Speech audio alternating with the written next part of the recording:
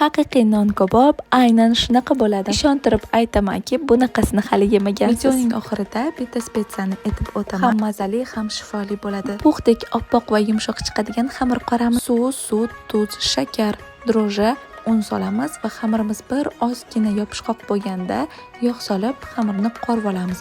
Ko'p un sovarmaymiz. Yengil va yumshoq xamir bo'ladi. Olti zuvalaga ajratib, mana shu shaklni berib, ustiga tuxum sarig'i va kunjutlarni sepib duxovkaga jo'natamiz. Og'izda erib ketadigan, yumshoq chiqadigan go'shtlarga tuz, murch, yog' solib birozga marinovka qilamiz.